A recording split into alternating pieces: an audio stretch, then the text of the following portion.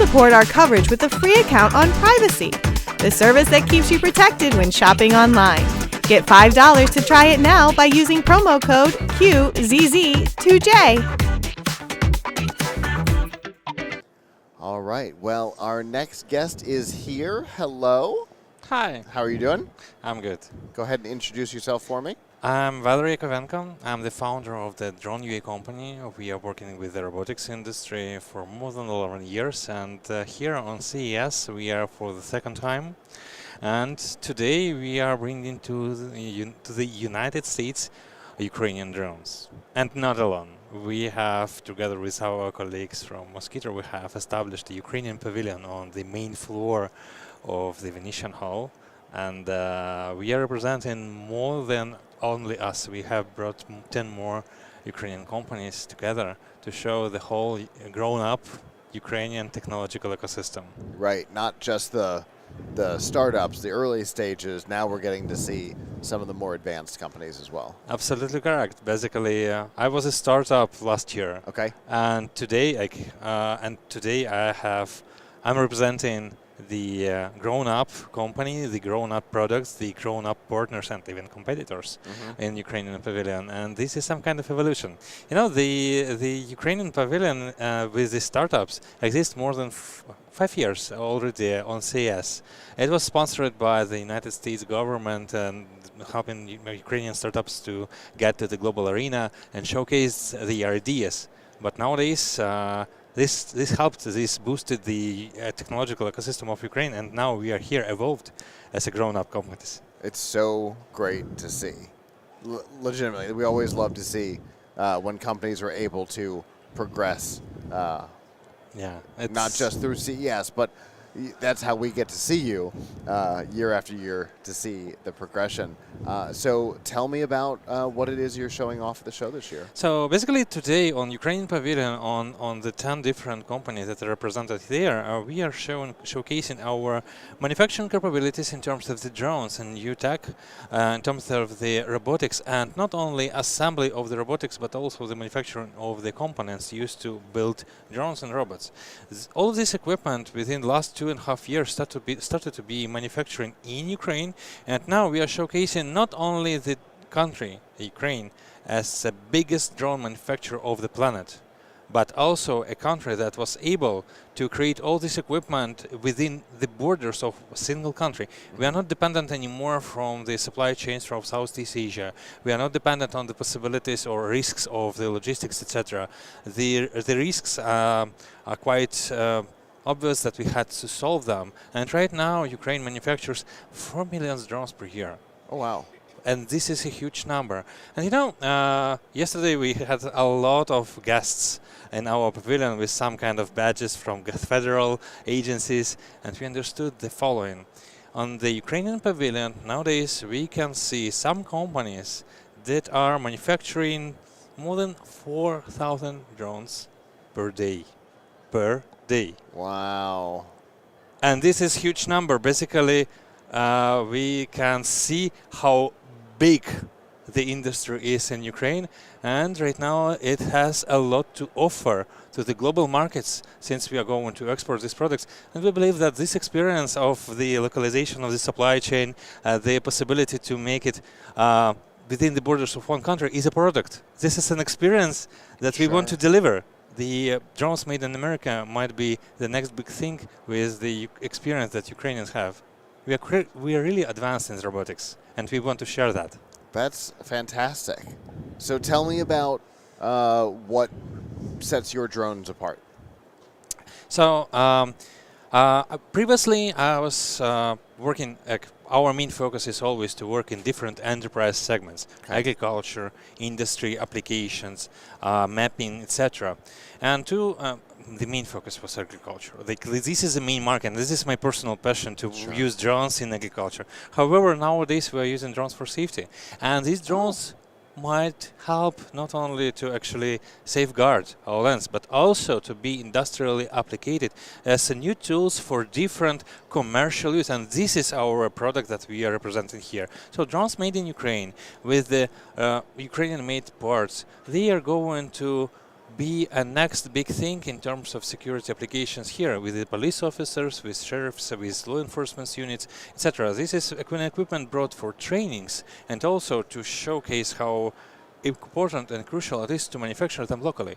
I believe that the most advanced idea that we want to deliver here and actually find here is a partnership to be able to manufacture drones here in the United States. Okay.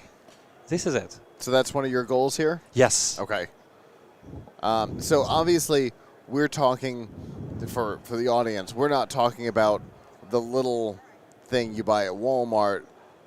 We're talking about larger format, commercial purpose, like specialty purpose hardware. Absolutely. Agriculture, correct. security, law enforcement, things like that. Yes. Yeah. So basically from the stuff that weighs around 500 grams and up to 1 kilogram, and there are on Ukrainian pavilion some stuff that is large up to 30 or 40 kilograms. It's like up to 100 pounds. The large equipment that is capable to carry a lot of useful payload to be used in humanitarian missions, to deliver products in agriculture. This is a stuff that has to be manufactured here on this continent out of the parts from, for example, Ukraine. Sure. Okay. And so obviously the organizations that you're dealing with can be government for law enforcement and things like that, and safety. You're talking to farmers or large ranchers. I would imagine in the farming and ranching space, you'd be dealing with like cattle and all kinds of interesting stuff there. Yeah, and we have established our presence on the territory of the United States this year, the last year, and we are boosting up this drone ecosystem. We are headquartered on the territory of the United States in the state of Pennsylvania. And I'm the chair of the Agricultural Committee of the Pennsylvania Drone Association.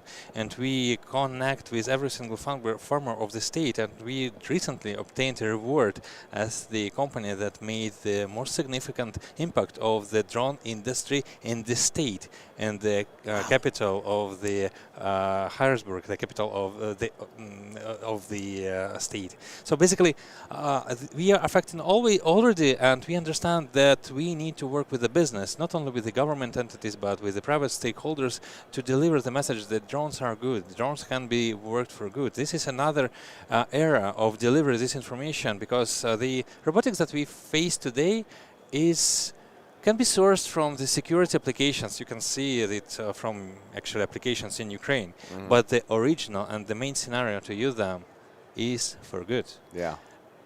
And, you know, you guys have been a great example of the purpose of being able to control the entire manufacturing process, because you're not reliant on, I wouldn't say enemies, but certainly security concern other nations who might be actively working against what you're up to. We've seen it in other industries, right? With servers coming out of a particular manufacturer in China that came with a chip on them that weren't supposed to be there, right? I think it was Supermax or somebody 10 or 12 years ago. So it's not out of the question for a hostile nation to become a problem in that case, and you get to control the entire manufacturing process.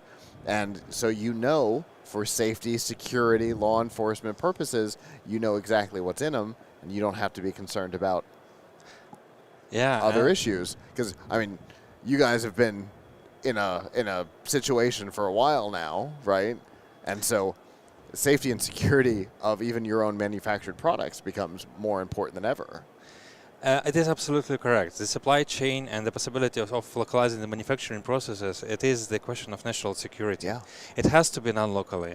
Even if you're importing some stuff, you need to have a possibility to manufacture every single component, the camera, the processor, the power distribution board, the motor, the frame. Everything has to be done locally, and you need to have this possibility. The communicable factor is also a very important niche. You know, we all know that to manufacture stuff in the United States is costly. We do have a lot of issues with labor cost here on the territory of the United States, but Ukrainians showed up that it is possible to create the same technologies, the same stack of supply chains, and do it locally, and the price is not different. it is competitive on the global scale. So when Gary Shapiro, the founder or the head of CES and the founder, made a ribbon cutting ceremony a few days ago of our pavilion, he mentioned that, well, we are making some kind of efforts in the most difficult times. We are resilient, and we want to be an example to other companies that no matter what, you can do everything if you want to do this. You have to just to give your... You have to have the drive and the will to do it. Yes. That's the thing. Yes. You've got to have the commitment. Yeah. And we have a very good motivation to do things, and we want just to share our example as a role model here. And we also are looking for partnerships and for some information, for some of the lessons that America has. You have a lot to offer, to learn from. America is the oldest democracy on the planet. Well, if people want to find out more about what you're up to or provide some of those learnings through communication, how can they do that? So first of all, we are in social networks. DroneUA, this is a major name of our brand and our company.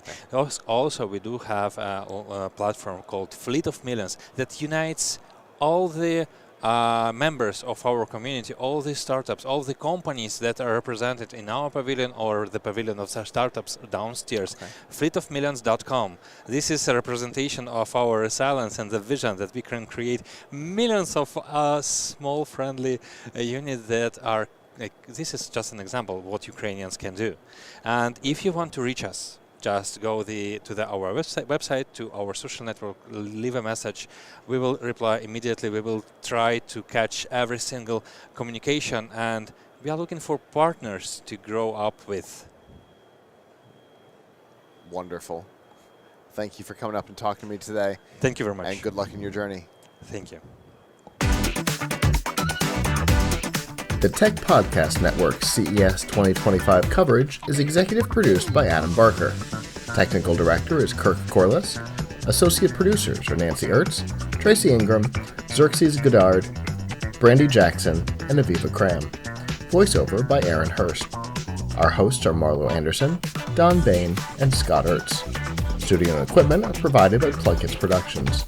The TPN studio executive is Todd Cochran. This has been a Tech Podcast Network production, copyright 2025.